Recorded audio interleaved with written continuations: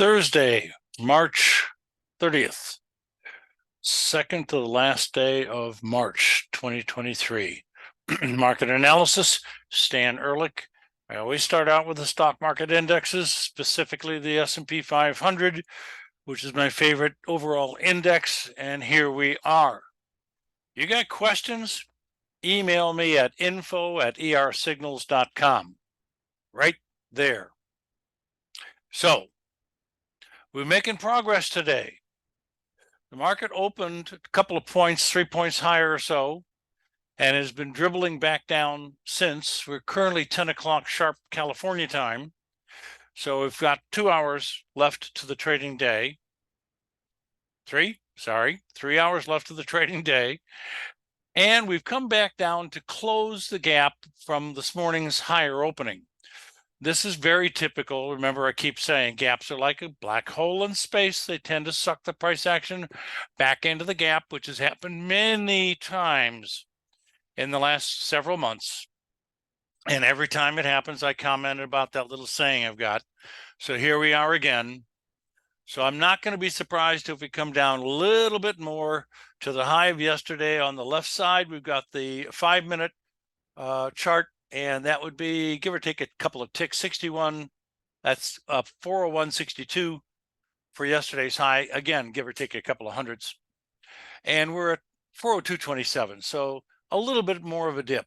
Now, the close of yesterday was basically at the high of the day.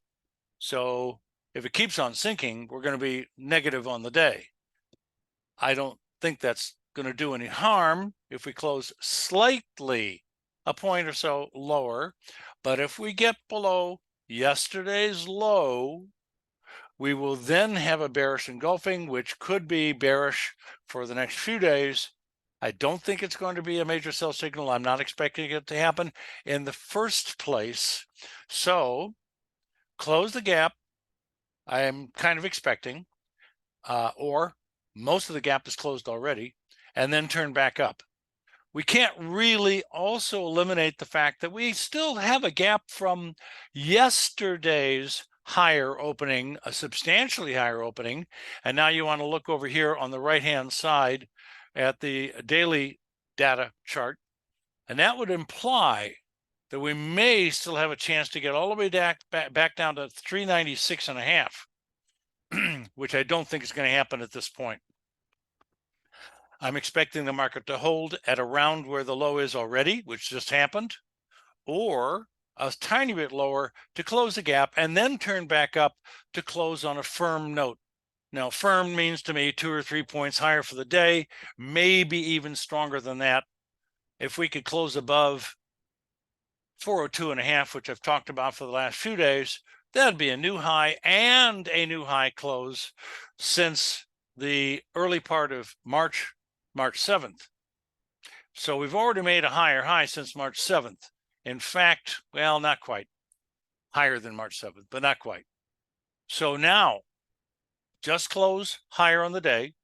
Stronger the better, especially if it can make a new high toward the end of the day and close above 404.50, let's say. But the next barrier is this high that we had on March 6th, and that was a price of 407.45. That's right up against the bottom of an old gap that is closed if we can get up to 408. And I've talked about that 408 level for many days now, probably close to a month. And that is going to be a very, very important point. And I do expect it to happen. Once it happens, assuming I'm right, it has to keep going in the next day or two of the same day, even higher on a closing basis than 408, and continue to trend higher and finally get above this incredibly important high at 418.5 that happened on February 2nd. That will make a new highs going back for months and definitely perpetuate the long-term bull trend, which kind of is already in progress. So we can't go down too much. We can't stay there if it goes down some. We have to start continuing, we've already started, to make new highs and look strong, but we will get overbought occasionally, not at the moment. So we're going to get downside corrections in a bull trend now and then. I'm going to try to guide you through those as they happen. I guarantee they're going to happen. It's just when and where and how much of a dip and the other details. So this is great. I talked about making new highs. We've done it for the last couple of weeks. It's not the end of the story, of course. Let's just keep going. Let's take a look here at the DIA. And I'm going to change to the DIA daily chart. And here we go. Now, new highs on the opening for the last about 3 weeks. Great. Remember, all of this started with the oversold condition that we had in the middle of March. So all of the indexes were oversold at the time and started to work their way up since.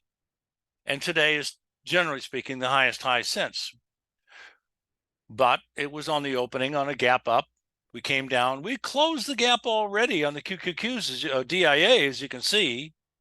So now this particular index could just stay relatively flat or stable. It won't, but not going down too much and then start to head back up again. And this is basically what we are expecting. But this is different.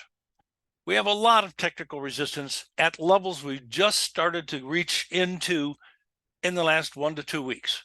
We've got to get above 343, 344 in order to clear all of this mess of trading range that we've had since November in order to perpetuate the longer term bull market, which I totally, fully expect. But it looks like it's going to take a little longer for this index to do the job, as opposed to the QQQs, which we're now going to look at next. They've been going up quickest, fastest, the best, holding their rallies the best, and staying strong the best, coming down the least, et cetera, et cetera. The giant head and shoulder bottom formation in the Qs is still in effect and never got ruined like in the S&P. The DIA didn't have one, and the Qs did. So the minimum upside objective here in the QQQs is 346.80-ish. And it's at 314.89 or 90 at the moment. So this is today a new high in the QQQs right after the opening, ever since you go back all the way to August 26th of 22. Great. I expect the same damn thing out of the S&P 500 to happen relatively soon. Maybe it's going to be a couple of weeks, but the Qs are leading the way up. Closing right where we are now is going to be a new high close since that date I mentioned, August 26th. It's doing great. This implies that interest rates are reaching or reached their heights or the highest levels that the Fed's looking to raise rates up to in order to stop the problems that we were having, and of course cause to a substantial degree the bank problem that we just had in the last couple of weeks. But I normally don't talk about fundamentals very often. Fundamentals very often. And it correlates at the moment. So I'll mention them. I like what I see. The Qs are going the fastest, the best, the quickest. There are a little over 100 and some stocks in the Qs, a lot of high-tech stuff, period. I like the way it's acting. S&P second, and the slowest turkey on the block, turtle, is the DIA. Okay, let's look at futures here. Futures. I'm going to start out with the crude oil, light crude. We got oversold a week ago. We're rallying and now starting to chew into a significant resistance area. I don't think we're going to rally too much more. We're not overbought officially, but it doesn't have to get overbought in a bear trend. By the nature of the bear trend, it's going to turn down a little sooner, a little earlier, and doesn't need It could. It doesn't need to get overbought. So real soon here, I'm expecting this crude oil to start to turn down and make new lows. Next chart is heating oil. Essentially the same comments here, but we've chewed into resistance a little and for a while. But I still like the fact that the trend is going to, in my opinion, continue to go down. We have a fantastic sell signal at the top of the rally on January 24th. We had another great sell signal almost on the exact high day on November 8th. And again, the Ehrlich reversal produces, and that's my strategy, took us 10 years to develop. It turns red at tops and green at buy points and major bottoms frequently. October 13th of 22 was the last whopper of a buy signal that we saw all over the place. And it was a huge green ER buy signal. I screamed bloody murder on the day that it happened back in October. Go listen to my YouTube at the time. Okay. Resistance, stopping the rally, probably going to make new lows. When we start closing below these two dashed green support lines, wow, that's going to be a major downside breakout, and you'll probably drop like a rock just during and after that downside breakout. And I think it's going to be in April. Next chart. I'll have to go a little quicker here. We have a great buy signal just a few days ago in live cattle. Green ER bullish buy signal. I put a little green arrow underneath that low. Again, it was March 24th. And we are almost in new high ground since that buy signal. It's great. Acting better than I would have expected, frankly, or let's put it this way, faster than I would have expected. But hey, guess what? Today we turned yellow. What does that mean? If you're used to looking at traffic lights, and we all are, it means caution. It means we're either overbought or oversold. And since the market has been rallying, obviously it means we're overbought. Look at my custom RSI here at the bottom. We're above my red line. And well, not every, but very often when we get above the red line, we end up topping out. Above the red line, we end up topping out, not for a really big break sometimes, but sometimes a really big one. And sometimes we also have a bearish engulfing. And like that one on April 22nd, smack dab on the top of the break, we got oversold, therefore green, on September 29th, smack dab on the bottom of the break. Do you know any other trading system that turns red and green or picks the exact day the market makes tops and bottoms? If you do, email me. Next chart. Green on the bottom, red on the top, platinum, gold, and silver. This is platinum. We bought the bottom. It's having a little trouble the last week or two. I'm looking for new highs real soon. Silver. We bought the bottom. It's going straight through the roof. New high close today probably. Looks great, but we're getting overbought the last few days, so I am expecting a downside correction. Frankly, I didn't quite think it was going to get this high this fast, but here it is. I'm not arguing. I like it, but I'm not recommending a buy at this under these conditions. I am, frankly, looking for maybe a red ER sell signal because of the overbought condition. It's quite significant. So this bull move from that buy signal, I think, is mostly over for the leg up. So I'm looking for a correction.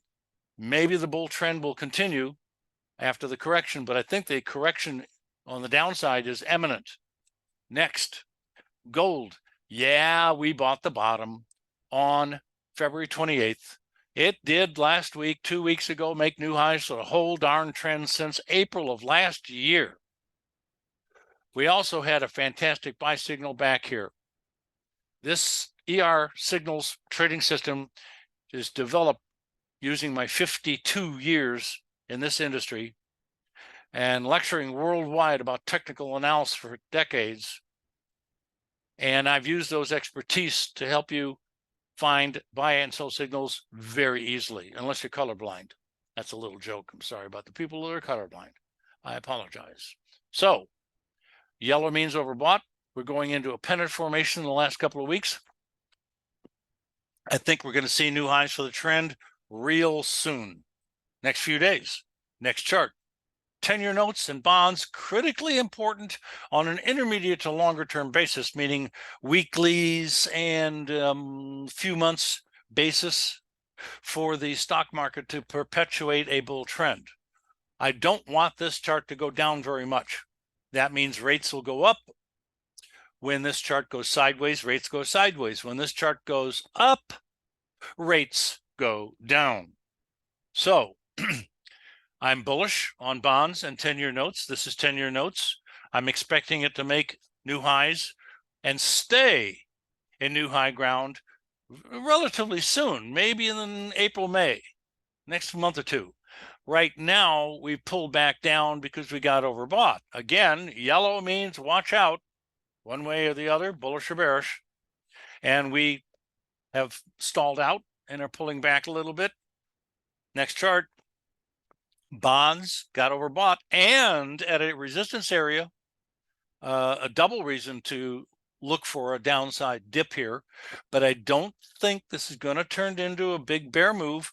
I expect it to hold maybe again where it did yesterday at 129, but there's still a chance it could dribble back down to 125 or something like that in the next week or two. I don't think that's going to do any long-term damage to what I'm expecting to be a big bottom formation here during this year.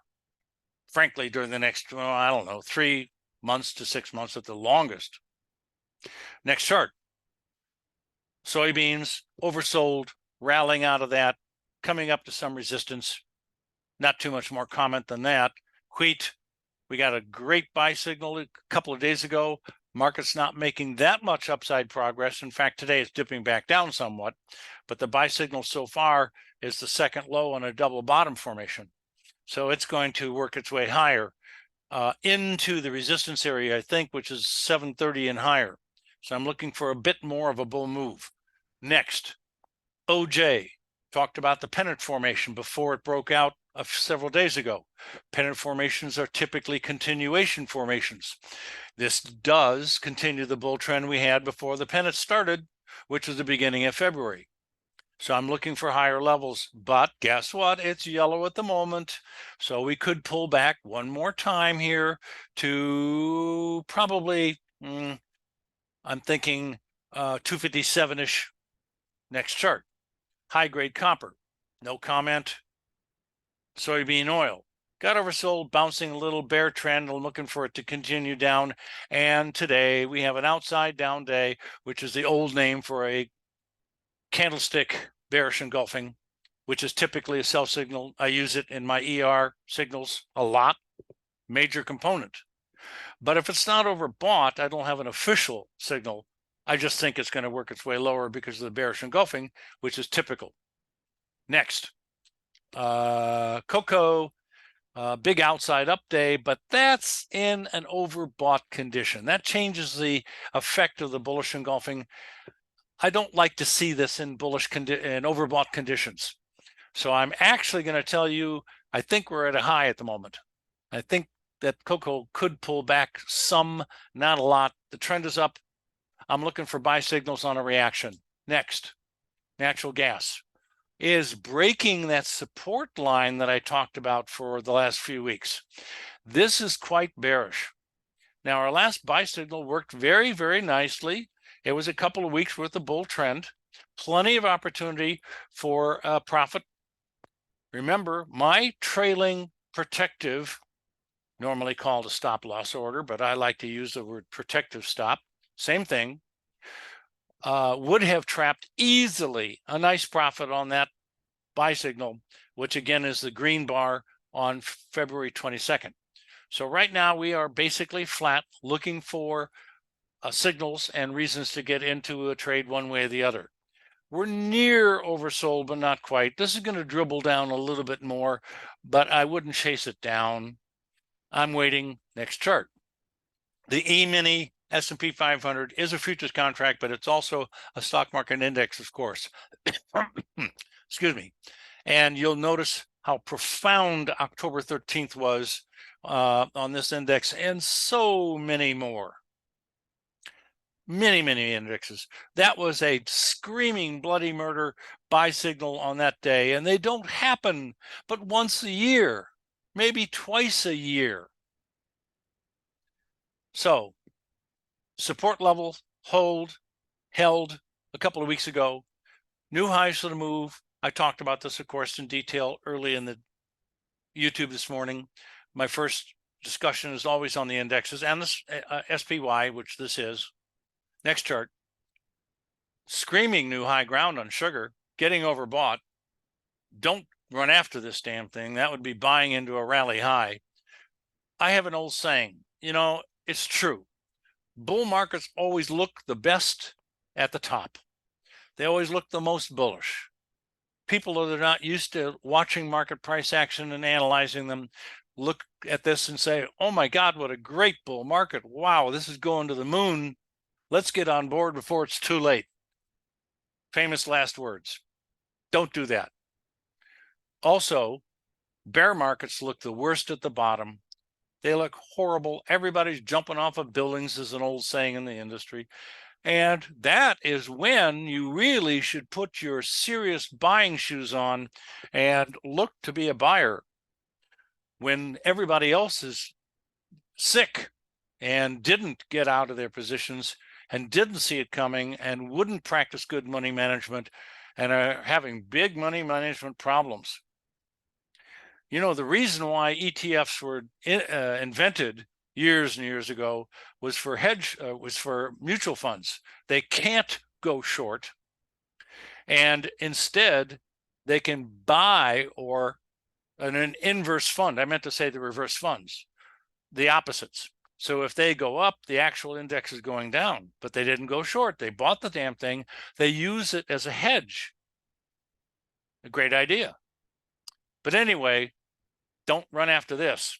Next one is corn. Overbought last 2 days, topping out, in my opinion. I'm just going to go to the next chart right away. Hogs, oversold, rallied, probably going to go sideways to lower. Next, crude oil, oversold a few days ago, rallying into resistance. And I think I'm about the end of my discussion. Yes, I am. I've already talked about these. You guys have a great day. Profitable trading to you. The spider is currently up 130 and hanging in there. Talk to you later.